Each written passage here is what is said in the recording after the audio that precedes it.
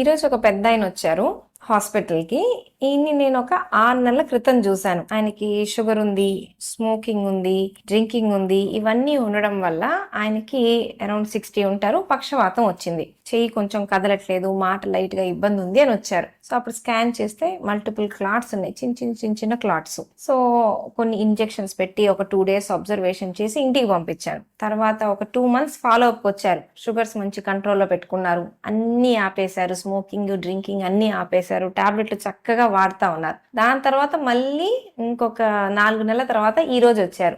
ఏమని అంటే మళ్ళీ సేమ్ లాస్ట్ టైం కన్నా ఎక్కువగా వచ్చింది. చేయి కదలట్లేదు, కాళ్ళు కదలట్లేదు, మాట రావట్లేదు, మళ్ళీ ఫిట్స్ కూడా వచ్చాయి. ఎందుకమ్మా ఇట్లా జరిగింది అంటే మధ్యలో ఆయన టాబ్లెట్స్ అన్ని ఆపేశారు. ఎందుకు అంటే ఎవరో చెప్పారు, నువ్వు బాగున్నావు కదా, ఇట్లా నువ్వెందుకు జీవితాంతం ఇట్లా బిళ్ళలు మింగేది, ఇక్కడికి ఒక చోటకి వెళ్ళండి, అక్కడ కొన్ని బిళ్ళలు ఇస్తారు, ఇవ్వంగానే మీరు